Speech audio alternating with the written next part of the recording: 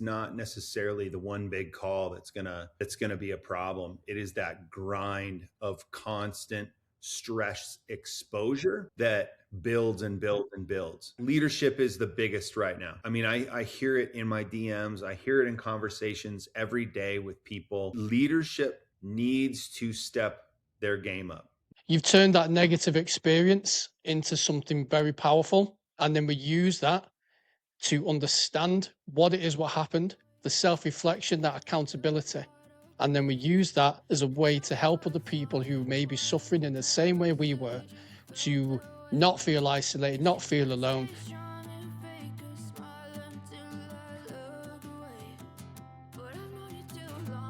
Can I ask you a favour? If you want this podcast to keep on growing, if you want these stories, the advocacy for emergency services, and giving a voice to the emergency services to continue, please follow, like, and rate the podcast. It helps more than you know, and it helps the podcast to grow.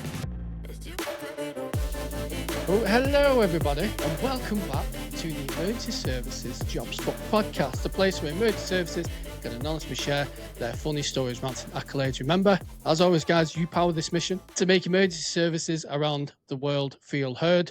And this podcast, like I was saying to Joe, my guest today, has begun reaching the four corners of the earth, which is amazing. So thank you to everyone who's emailed in from Australia, from, the UAE, from America, and everywhere else. It's amazing to hear. You can support the podcast in the usual ways: Patreon, supporting merchandise, everything else, and the links to all that are in the description. But today I'm joined by the ex-police officer in the United States, turned well-being coach to officers currently serving and former officers too, Joe Swanson. So Joe, talk to us about you, mate. Say hello to our wonderful, amazing audience from around the world. Yeah. Hey, everybody. I mean, it's great to be here, Jay. And I really appreciate the time and the conversation. I think more and more these kind of conversations happening, whether they're lighthearted or very serious, talking about police wellness, talking about first responder wellness, it's so needed, man. It's what I needed when I was at the end of that 8 years that I did. I was desperately in need of the things that I train officers in now. And so, man, I love these conversations. I really appreciate you having me here. It's all right, mate. It's all right. Like I said, I mean, we're getting a bit of a bigger audience in America now, so I thought, hey, let's bring on someone who's been there and done it. So talk to me about what it's like as a police officer in the States, Joe. What's that like? Yeah, absolutely. And, it's so interesting. I get so many DMs from UK cops and people from all over the world, but the UK is a big one. I'm constantly in conversations with folks from over there. So it's great to be here and have this conversation, face to face with, digitally face to face with someone from there, because I'm talking to a lot of you over there. And so really appreciate the conversations and the DMs. So, being a cop I was in California and I loved it. I loved it until I didn't, right? I loved it. I had a small growing family at the time and was a tattoo artist, as we were talking a little bit before that. You can see I got tattoos all over. I didn't have anything on my neck and I didn't have anything on my hands, but I was fully sleeved down to my wrists. And I had been tattooing since 96, and, came in 4 years later as a police officer. So in that 4 years of tattooing full time, I had gotten fully sleeved and came in for with the highway patrol in California. So as a highway patrol trooper, and it was great, man. 26-week academy. That academy was an experience that I will never forget. I remember showing up, and I tell this story a lot because it illustrates the stress that one goes through right away as a first responder. I show up Sacramento, California, and it's a state capital. I'm on the academy grounds. I can smell the fresh cut grass. There's 90 or so of us around, all in our suits. August weather in Sacramento is hot. So you're sweating, You're sweating that you're there. There's this excitement, this anxiety. You're about to get onto this journey and jump on this bus, but you don't know what's to come. And so we're ushered over to this outside the gym, and we're standing there. We get all of our stuff, and all of a sudden, man, a dozen staff officers come around the corner, and their polished boots, shined up uniform, Smokey the Bear hats, just ready to roll and ready to go. And they're ready to push you.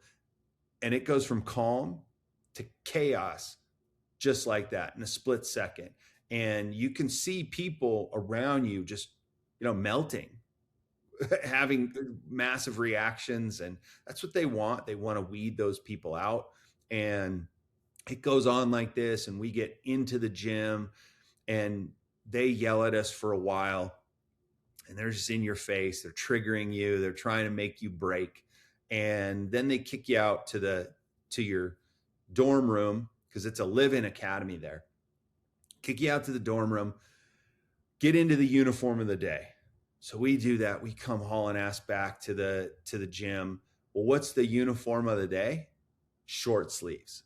And like I said, I had tattoo sleeves. And so immediately there's a laser right on me. And I got the staff sergeant right in my face. Great guy, Sergeant Cooper, who I worked for later, and 3-4 other officers around me, behind me, just, who let you in here, Swanson? How did you get, in this, just railing me, right, for these tattoos. I'm sick. You better get back to your room. I'm sick of looking at these already. So they kick me back to my room. So I peel off, and I'm running to my room from the gym. Slow down, Swanson. They're slowing me down. So I slow down a little bit. You better move with purpose, Swanson. So I speed up a little bit, and I get, it's back and forth, right? They're really like playing. What kind of biker gang did you come from, Swanson? Where did you come from? Why are you even here? I get back, and this goes on for the remainder of the 26 weeks of me being in there. Not quite about my tattoos, but the stress level was constant during that 26 weeks. And the reason I'm telling you this is because first responders start at that stress level, and stress is peaked, and then it doesn't stop once you get to the street. It just continues. And what I teach now is ways to offload that stress, because stress load. Stress isn't the bad thing, right? You and I both know that you're going to have those experiences as a police officer, as a first responder, where stress, gives you energy in a moment.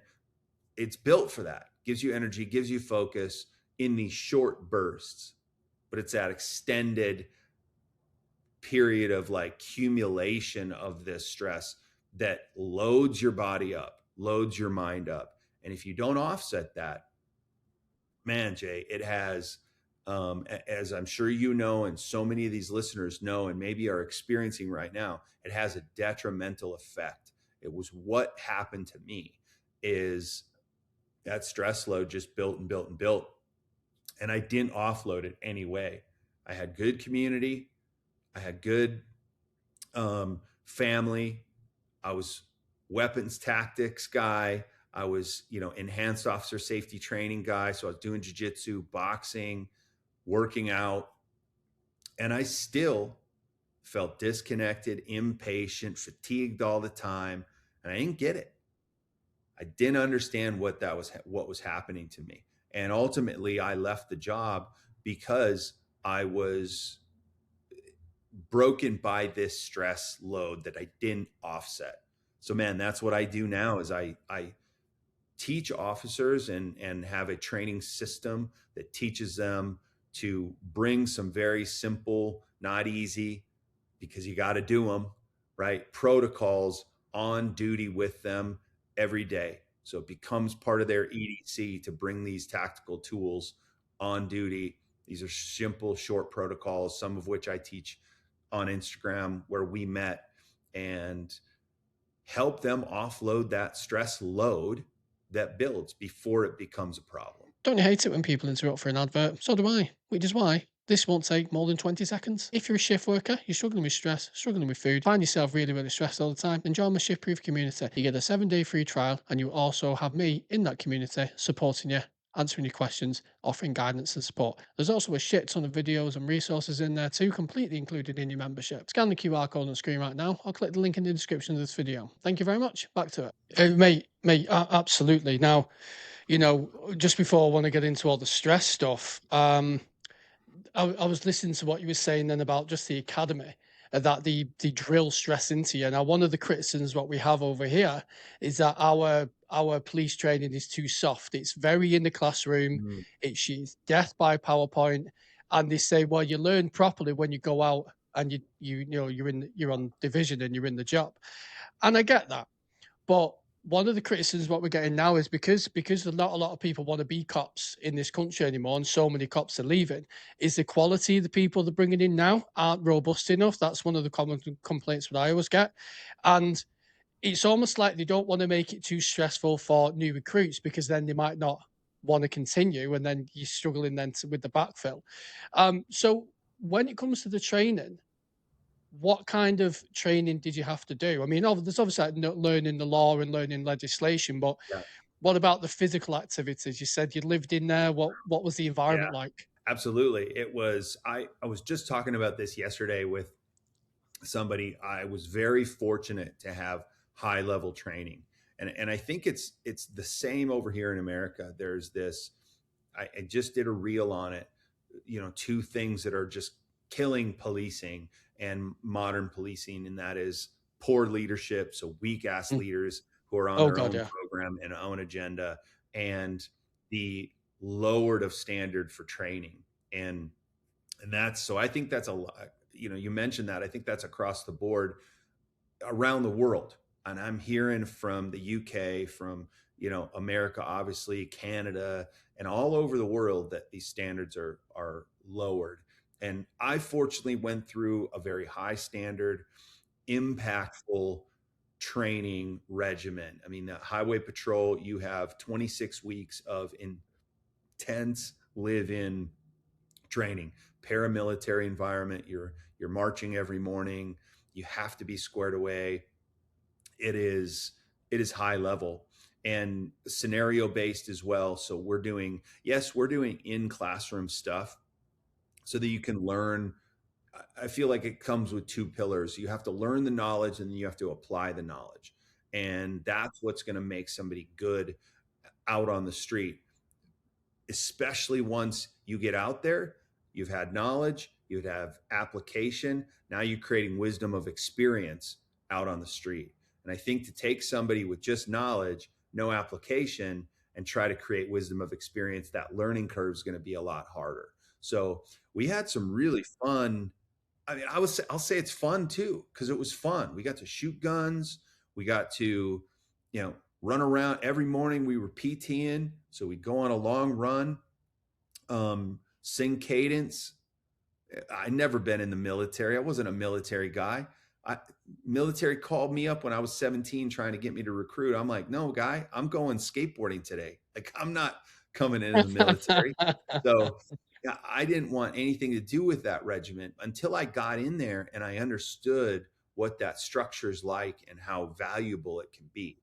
And so we had a lot of PT in the gym every morning, and you can go on CHP's website or on their Instagram, Highway Patrol, California Highway Patrol Academy, California Highway Patrol, and you can see some of the training that is it's obviously a more modern training now. They're using kettlebells, they're doing, different PT exercises, but we did a lot of push-ups, a lot of jumping jacks, a lot of squats, a lot of that kind of stuff, along with the running. And Joe, what would happen if you couldn't pass that? So say if you got in and you were really struggling with the fitness side, would you get would you get kicked out, or would they just go harder on you until you eventually got it? So two different. You said both of them, right? Some people would break and they would wash out. So one thing that I realized though early on was if you just kept trying, if you just kept going, they ultimately left you alone or allowed you to just work through that. So we had a few officers, two in particular. I'm still friends with one of them, and he had come from professional wrestling, all star wrestling, and he had done a little bit of that, and came in, and he was a bigger guy, and he but that dude did not quit. He just retired a few years ago as a commander, and he just did not quit. Same with this girl that came in. She was a little bit bigger, and she just did not quit. They tried to get her to quit, called her some wild names, and really were on her ass about it. It was um, it was interesting. So I think that mindset thing for me was very telling. Like, okay, I might not be able to do this whole set of push-ups that they have me do, but as long as I don't stop, as long as I just hold this position and I'm putting some sort of effort in, that's what they're looking for. Are you going to quit? And are you a quitter? And it came from not only the PT, but weapons tactics, driving. We had an incredible high speed track that we learned how to control a vehicle on. And, you know, massive 105 mile an hour corner, 90-degree corner that you came in and Fuck me. skidded around. It was one of the funnest things I ever did was drive on that high speed track. And they had a slip track too, which was polished concrete. They'd put slick tires on the back of the vehicle so that you had to learn to control this. Talk about drifting. You're essentially learning how to drift. So super fun, very high level. A mixture of knowledge and application. So just moving on to the next bit you said then, Joe, when you were talking about stress and not being able to offload it, that's something which, I certainly suffer with that. It was a case of, it wasn't necessarily the big incidents what you would go to which would break you. It was the daily, just bit by bit by bit. And then it got to the point, because I was always told by supervision and by sergeants, I was always told, like, oh, you're really resilient, the world could be burning and you're always okay. And I think because I was hearing that, I neglected my own mental health and my own stress levels. Because, and if anything, you'd punish yourself too, because you're like, why is that bothering me? That incident I went to, because I'm resilient, I'm fine. And then eventually got to the point where I literally sat down at my desk one day, looked at what I had to do, and I just had an absolute panic attack, and I had to leave. And it was the first time in just under 10 years I'd ever taken any kind of time off. Um, and from there, I really started looking at, okay, well, when I do finish a busy shift, how am I actually decompressing properly? So, what kind of things do you tell officers what they need to do when they are either on shift or they leave shift? Yeah, that's huge, man. And you are right. It's not necessarily the one big call that's gonna be a problem. It is that grind of constant stress exposure that builds and builds and builds. And it got to that place where it's slowly eroding our resilience if we don't build that resilience. And there's ways to do that. So I really talk about wellness from three rings. And there's an outer ring. This is the stuff you're going to do off duty. It's really purpose driven stuff. It's community, it's family, it's what's beyond the job for me. And you have to cultivate that. You have to be intentional with that time. Then there's this middle ring, Middle ring is like stuff that takes time. It's going to keep you safe, but there's an effort to it. Defense tactics, maybe yoga. It's working out, right? It's these things that we do to keep ourselves fit and sharp for the job. You have to cultivate that as well because again, it's going to keep you safe. And then there's this inner ring. This inner ring is what I teach about. This is what's mostly neglected by officers because they think, oh, I have this outer ring and I have this middle ring and I'm locked in, I'm good to go. But they forget this inner ring, and all of these work together in conjunction with each other. That inner ring is that daily offset of that accumulation that you're talking about. So using tools that you can learn, it's a skill-based thing, resilience is, using tools that you can learn to offset the load that's accumulating throughout the day. So when you come on your shift and you get to the end of the shift, that load has not been able to accumulate. Yes, you've had stress spikes throughout the day, but you're constantly returning to baseline. That's why I call it my baseline recovery stack. Baseline recovery stack is getting you back to baseline. And as you do that, that resilience, that ability to handle those stress spikes increases. That's why it's tactical resilience training system. You're training resilience in a tactical way using a system of tools that stick that in your EDC, your everyday carry, just like your weapon, just like your baton, just like your radio, just like the other tools that you have to do the job. You bring these protocols with you every day on the job and you use them throughout the day so that you oscillate between stress spike and recovery, and it keeps you at that baseline. Because if you know this, many other people feel this, but they don't know it. Those stress spikes, that load that builds, erodes your decision making. You are going to battle with fatigue. It wears you out. So it sucks your energy.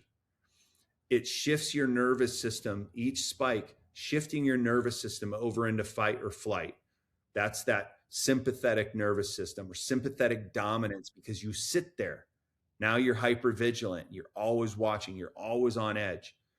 That stuff erodes decision making, reaction time, again, energy, all of that stuff. It becomes a challenge. And you end up at the end of that road having an anxiety attack, like me sitting in the corporation yard during my shift, not wanting to be there, impatient, disconnected, borderline depressed, not understanding why I feel this way because I got a good family. I got a good community. I'm I've working got a good out. job. I've worked really hard to get this job, and What's I'm good at the happening? job. Like Why do I I feel loved so this job terrible? for a while. Like, why do I Yeah. feel this way? It's also, Joe, it's also the impact which it can have when you're outside of work too. So when you go home and you're on your days off, I don't know about you, but I certainly felt when I'd had this accumulation of stress and this burnout, you struggle to actually relate and feel joy just in ordinary situations. And it's like you can become quite cynical as well. Like something bad happens or something happens, it's almost like you're emotionally numb. So somebody, you hear something bad's happened or something bad in the news or whatever, it's like, oh, okay. It almost like you become a bit of a robot because you're so used to dealing with awful things. You don't have any empathy or compassion left because you haven't been able to relax enough to then rebuild that resilience and rebuild that appropriate response to what's going on. It was interesting what you said about the nervous system as well, in that, the peaks and troughs. What that's called is compassion fatigue. There's a name for it. It is a real thing. What this load that I'm talking about that builds up, it's called allostatic load. I would encourage anybody that's as a first responder, start looking into these things. when I learned allostatic load, I was blown away. I was like, oh my God, there's language that talks about what I was experiencing: compassion fatigue, bureaucratic injury, right? All of these things that happen to us. And you're right, man. You get off duty and you wonder why you're feeling that way. It is that unregulated nervous system. It's that unregulated stress load, and it begins to erode that compassion and that empathy as well. And you wonder why. We wonder why, and I don't know what the stats are in the UK, but officer deaths by suicide have now outweighed and outnumbered over the last handful of years in the line of duty deaths for officers. So it's a huge problem, man. I mean, it's I think it's 30 officers a year, which is believed to happen over here now. Um, so I mean, 30 officers a year is insane, and it's quite rare. I mean, it does happen, but it's quite rare that you hear of an officer killed on duty. So when we consider the disparity between officers that die on duty and officers that take their own lives because of the stress of, I mean, sometimes it can be they're under investigation over something, and it's a really prolonged investigation when and of course, then you cut off from all your support network as well, because chances are a lot of your friends are in the job and they can't talk to you. So you can be quite isolating. So there's that, there's the accumulation, the first thing to get cut when the organization need to save money, it's welfare. We'll cut some of the welfare, we'll take a bit from that. It's yeah, it's not the best. And you mentioned quite a few interesting things there. But Joe, as well, you mentioned before about that you were an advanced trainer or advanced like tactician in the sense that you did jujitsu, you had gym time. Is that something like, did you do that in your own time, or was that during work? Were you paid to look after yourself that way? Really sorry to interrupt. If you enjoy this kind of content and you want to support me and you want to see these videos before they go out anywhere else in the world, then why not become a Patreon? It costs you the price of a coffee a month. Simply scan this QR code here or click the link in the description. Support means the world. Thank you. no, not definitely not paid to do that. Obviously, we had range days, to go for weapons tactics, and we had, some of those on duty things. But no, this was stuff I was doing. I was doing jujitsu, Krav Maga. I was doing boxing. I was doing these things. I was working out. Usually come in before my shift, so I would show up an hour and a half early, an hour early, and I would get after it. And I knew that physical fitness was a is something that I needed on that job, and to get through the encounters that I was going to have. Most of the time that you're going on shift, you anticipate having to go hands on with somebody, especially if you're, a hard charger, somebody that wants to get after it, go and be active with policing, look for things. You're going to get into stuff. And so, yeah, it was something that I was always cognizant of, and I was always working on outside of the job. That Were you on your own a lot when you was on duty, or did you have a partner with you? both. So in the highway patrol, we would work partners on graveyard.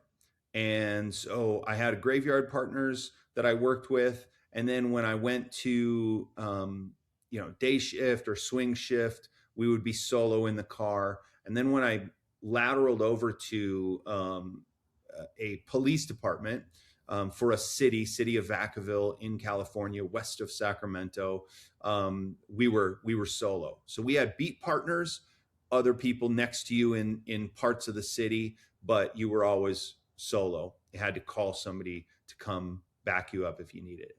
So what was that like, Joe? Going from being on the roads and being one of the traffic in the traffic unit to then working in the city. Like, what kind of stuff were you dealing with? This is so interesting. I'm loving picking your brains right now. Yeah, it was different. I had done a lot of fun stuff in highway patrol. You get to drive fast, open roads.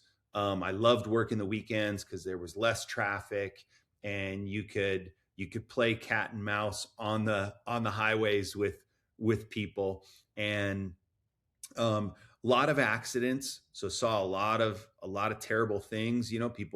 People having traffic collisions and stuff like that. A lot of DUIs, a lot of drugs, that kind of stuff. And then when I went to the the police department, the biggest thing I think that was a shock to me was being in people's houses. So seeing how people lived, and yeah, it was different, because yeah, it's wild, man. I'm used to being in people's cars, and that's the extent of it. But used to stepping over the threshold of somebody's house, and you get in there, and you see um, two different side, two sides of the coin. You either see the filth that's around them that they're living in, or you can see the house is pristine, but the filth is in the experience that they're having in their relationships, in their um, just their kids are going crazy, or whatever the case may be. So you see a different aspect of life, and to me, that made me grateful for my experience in life, and empathetic for others, um, and knowing it gave me more purpose, I think, in that job, saying, oh wow, I do need to really step up this idea of public service and protection, and how can I care for these people in a way that's useful, and not in a condescending way, not in a I'm better than you kind of way, or judging, but you get to see behind the curtain on how people live, and you see people in some of their worst experiences. And so it's a real shock to the system, I think, oftentimes. Yeah, people's houses, and seeing the way how they live their lives, and how sometimes very dysfunctional they can be as well. Um, so Joe, just to before we move on to some of the stories what people send us through, what are the main issues in your opinion when it comes to the police in the US where you worked? Like, what do you think needs to change? Yeah, leadership is the biggest right now. I mean, I hear it in my DMs, I hear it in conversations every day with people. Leadership needs to step their game up. Now, there are some great leaders here. I talk to amazing chiefs who have the mission of their department at the forefront of their mind, and they're there to support their teams, and they're to support this idea of public service, safety, and protection. And but leadership is sorely lacking in some other places. Chiefs that are on their own program, administrators who many people think probably didn't have enough time on the street, they promoted to get off the street, they have a disconnect between what officers are doing on the street and what they're trying to do. So oftentimes those middle administrators are locked in battle with patrol. So patrol is trying to police, they're trying to maintain some, their idea of what it should be, and there's a disconnect there. So I think the biggest thing that needs a change in leadership is ownership. I think you need to have an aligned mission from the chief down, and then ownership of your own experience at whatever level you are. And so leadership at every level is a massive thing that could shift that culture of disconnection. And that means that whether you're just off of FTO, you're an FTO, you're just a regular beat cop, you're a lieutenant in admin, whoever you are, you lead from the place your 2 feet are planted. And leading means taking massive ownership of your actions and aligning your actions with your values, and um, making decisive decisions and then standing on that. Not every decision is going to be the right one, but owning that decision, being humble and shifting when needed. I think those qualities in leaders, curiosity, humble, and ownership, are three qualities that could really shift leadership massively over here. And I think that's around the world. Any leader stepping into position needs to have those qualities. Yeah, we seem to promote managers rather than leaders. It seems to be the people who would be really good at leading staff and leading the way forward. They aren't always. It seems to there becomes a point where you choose: do I want to look after the organization, or do I want to look after my staff? And it tends to be the people who want to look after the organization and the interests of the organization seem to get promoted because they make the organization look better. And then we call Mhm. these people leaders, and they pass the buck, they create policy and enforce directives which ultimately harm the people who they're trying to support, but it makes Yeah. them look better. Whereas you've got people on this side who will bend over backwards for their staff and will be really, really good leaders and look after people. But because they push back on what the organization wants because it's not the best for their team, they almost hit a ceiling in a way. So it becomes a point where, do you sell your soul or not? And from what you're saying, Joe, it sounds like you said, the US has a problem with it, the UK has a problem with it. It's personal goals and personal agendas and interests over the collective, which is why you started. You started in the police force to look after people and to help people, and then you got promoted as a manager because you wanted to be the leader, what your team wanted. But then it becomes a point where you go, well, I can earn more money and get more power and more status by selling those morals for the benefit of the organization, what it wants. So totally agree. Um, Joe, what was the reason why you left? Why did it come to the point where you'd had enough after nearly a decade? Yeah, it was why I teach now what I teach. I was I speak and I teach from wisdom of experience.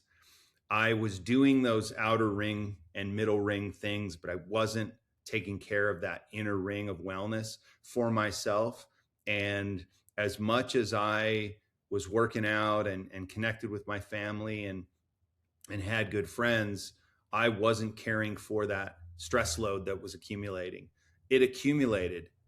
It affected my decision making. It affected my energy levels. It affected my compassion and my purpose.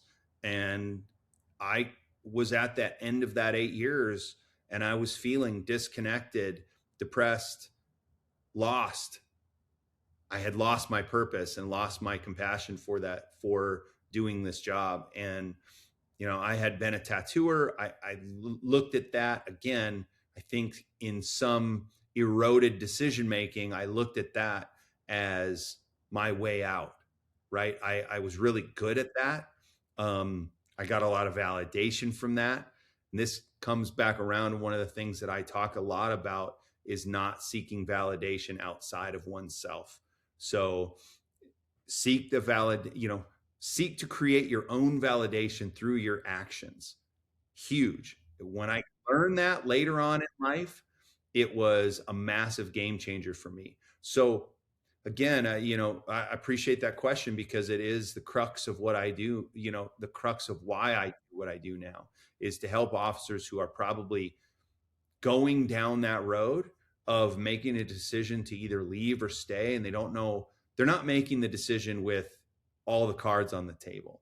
They don't know about allostatic load. They don't know it's a natural thing to have this stuff build up. And all you have to do is be intentional about offloading it.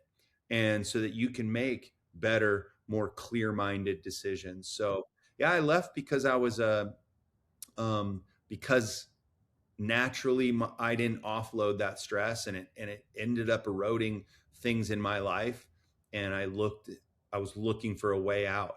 And I had an experience where I talked to a sergeant about it, and that sergeant didn't keep that in confidence, didn't give me resources to help myself, and ended up talking to another sergeant about it.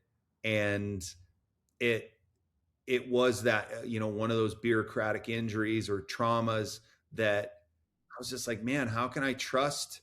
It eroded the trust that I had also in the department. And again, I look back at this now, I reflect on it. I'm very happy for my experience in both departments. I'm even happy for that experience of having that sergeant betray my trust, because it gives me wisdom of experience to now speak to other officers who are going through the same thing. And if I can help shape somebody's experience for the better because of it, I'm happy to have gone through it. And I know that I learned a lot from it. And I take that and I use that now in what I do. So That's beautiful, man. That's beautiful. You've turned that negative experience into something very powerful, and then we use that to understand what happened, the self-reflection, that accountability. And then we use that as a way to help other people who may be suffering in the same way we were, to not feel isolated, not feel alone, and to know how they can actually support themselves in their career. Because we want people to stay in the service, don't we? We don't want people to leave, but we also, because we need police officers, you get all these people online going, oh, the police defund the police and the police are assholes. Well, listen, the world would be a much worse place if there wasn't police officers out there willing to go out and do the nasty shit which people don't want to do. So we want to keep people in that service and in that profession as strong, happy, mentally astute as possible. And I think it's absolutely, you've turned that negative experience into something very powerful, and then we use that to understand what happened, the self-reflection, that accountability. And then we use that as a way to help other people who may be suffering in the same way we were, to not feel isolated, not feel alone, and to know how they can actually support themselves in their career. If they had any funny stories, what they wanted to submit to the podcast. And there was one here. So we had a police officer, one Christmas period, for a joke, our supervisor told them that on a house search, if there's any presents at the address, you need to seize them. Um, a few hours later, the officer and his probationer came in, so his student officer came back in looking like Santa Claus and his chief elf with stacks of wrapped presents. I think we got around by returning them to the suspect's crying children and hysterical wife, and pretending that we'd had to x-ray them at the station and the non-existent x-ray machine. wow. I know, Wow. right? that this is I hear that kind of story and I go, I wonder who the probationary like the probationer remembers that like it was yesterday.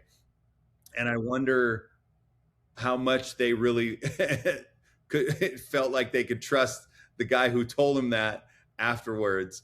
Did it strengthen that relationship or did it break it down, man? They arrested a guy who he had an order that he wasn't allowed to keep animals. And anyway, he had a fish tank, and the supervisor on the phone said he's not allowed to keep animals, so you have to seize the fish. Joking. Oh And my what the officer did was he got an evidence bag, scooped all these fish into an evidence bag, and then booked them into the property system. And all the fish died. Oh my God, that is terrible. Terrible. See, this kind of stuff makes me think like, okay, who are we hiring? Do we have critical thinking skills? Like, let's critically think through, ask better questions, be curious. These are all Do also not follow qualities that blindly. officers do not follow blindly. Oh my gosh. That is hilarious. So there was one.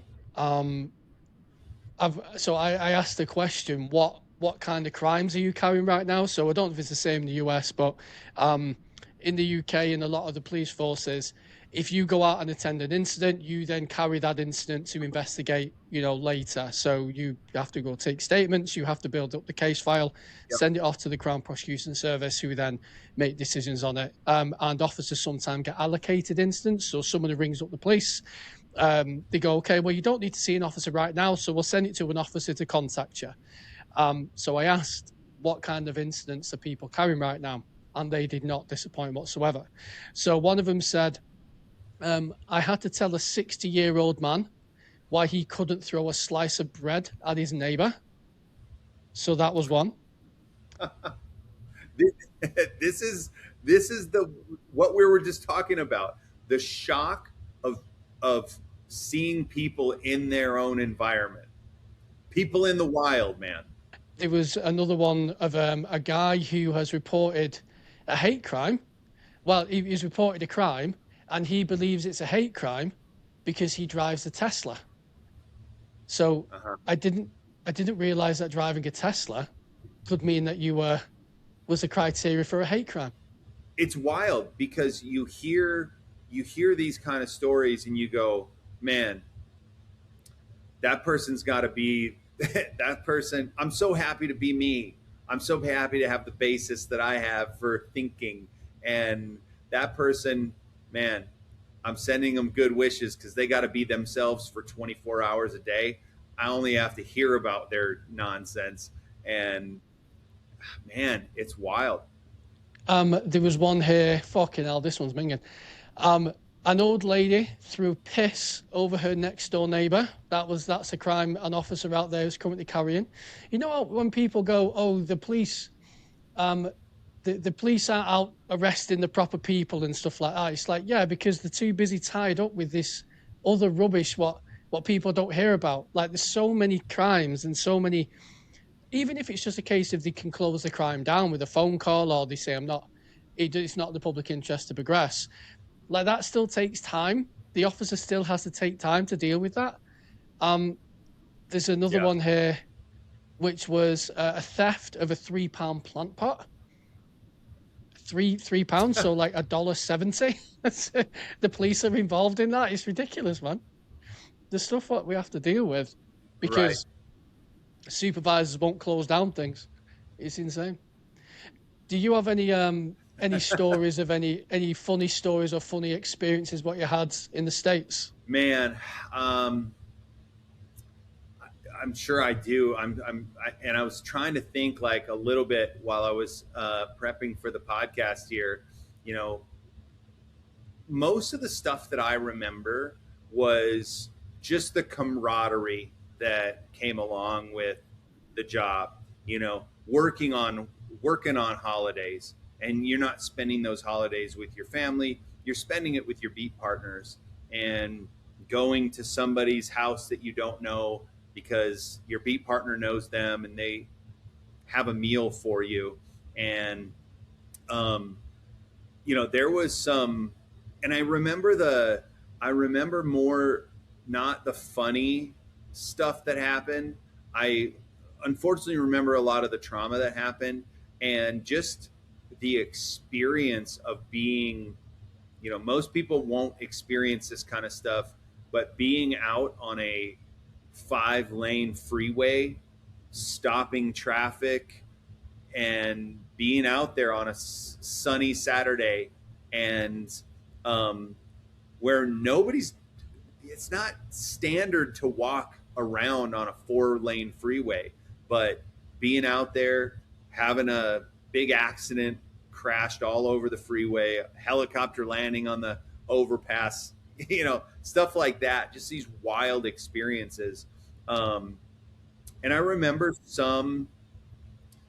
getting hugs from drunk people, you know, um, where you arrest them for being drunk and they're pissed off, and you slowly but surely treat them in a way that's caring and like almost like a buddy.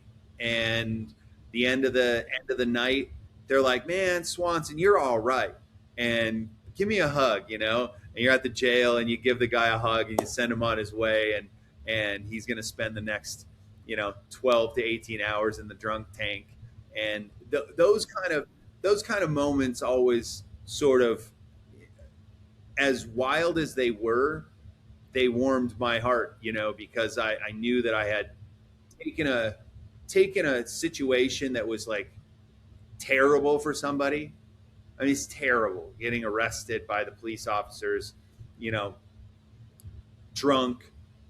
Maybe you had a terrible night also. So you're like just compounding this nonsense. And you take that, at least they walk away from that experience going, man, that guy was all right. And maybe I'll start making some different choices.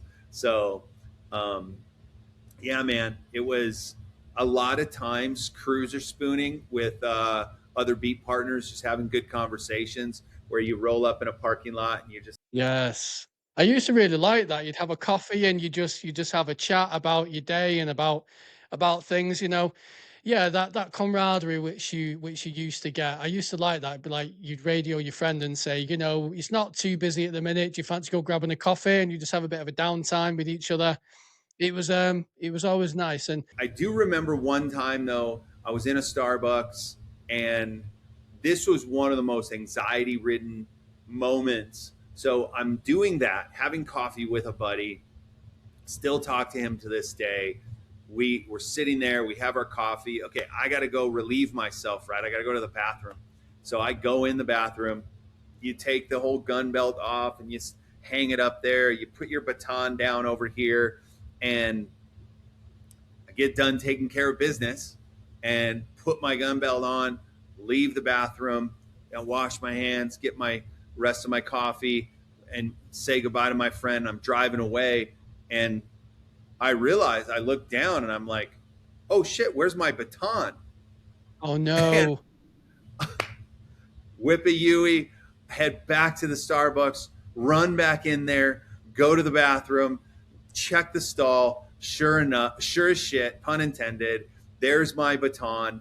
And so I grabbed my PR-24, put it in the baton ring, and I'm like, oh my god, like I can't believe I can't even imagine if somebody had found that, taken it, maybe I never get it back. I get a memo, or some reprimand for losing my baton. Now the public has their hands on it, but that was one of those high anxiety, like, just, I'm not thinking. I'm thinking 5 steps ahead, and I'm not being present. Taught me about being present for sure. Hmm. Just on that kind of note, I know people who, and this may or may not have happened to me once or twice. I couldn't possibly comment whether it has, but you drive to an incident, you get there, you've had your sirens on, you're about to jump out the car, and you go to move, and then you realise you've accidentally handcuffed yourself to your seatbelt. Have you ever heard of that? So the cuffs have come undone and they've handcuffed themselves. So then before you can go and deal with what's happening, you have to take your cuff key out and unlock your cuffs, and yeah, it looks a bit silly. That's incredible. Fortunately, I carried cuffs in a behind my on the back of my gun belt in an enclosed flap. So I didn't have that. Fortunately, that wasn't going to happen to me with the way that we carried our handcuffs. But damn, what officer safety issue and terrible experience. Very embarrassing. Oh yeah. Did you have the chain linked? Because our cuffs were quite rigid. They had like a rigid bar in the middle. Did you have the chain? We had the chain. Yeah, Yeah, yeah. yeah, Well, yeah, makes chain sense. between two cuffs. And I've talked to different people about um, that technology and wondering. I know that there are people out there looking at ways to make that technology more, not necessarily more effective, but more humane, to have people in. And for somebody that's going through that terrible and often times necessary experience of being confined, how do we do that in the most humane way possible? that isn't going to create additional, again, and this may sound soft. But how can we do that in a way that's not going to create more trauma than they've already incurred themselves, right? Most of the time, it's personal responsibility that doesn't fall short on me. It's personal responsibility for that person that put themselves in that situation where they needed to be restrained. But how do we do that in a way that is as humane as possible and still protecting that person's sanctity, right? Love it. I love it, man. Yeah. Some people may sit there and think hearing you say that, oh, this sounds a bit soft, a bit touch, soft touch. But I also understand what you're saying. No, if someone's found themselves to be arrested, the objective of the arrest is to prevent them from getting away and prevent them from doing any further harm. Right. If you can do Yep. that in the most humane way possible, then both objectives are achieved. Somebody's suffering less distress and you get the job done. So, Joe, we are near the end of our time now. So, tell the world where people can find you. And yeah, anything else you want to plug? Yeah, I love it, man. Thanks so much for having me here. People can find me on Instagram. That's where we connected. Joe Swanson Tactical. JoeSwansonTactical.com is my website. For any officers that are out there that want to take and learn some resilience protocols, put in their EDC so that they can perform at the highest level throughout their shift. I have not only training available. You can. It's a link in the bio and on Instagram. It's an online transformative program that is my tactical resilience training system that you can get. So whether you're in Canada, the U.S., the U.K., Bosnia, you can get this course as long as you have an internet access, and it is going to massively change the way that you operate and likely how you view this job and your ability to do the job, because you're not going to be, you might get a stress spike, but you're going to know how to deal with that and regulate back to baseline so you can build that resilience. So, and then for any departments that are out there that want to bring me in, whether it's in the UK or anywhere in the world, I can certainly do Zoom trainings and in-person trainings if you want to bring me there. And so I am available to help as many officers and departments with resilience and wellness as possible.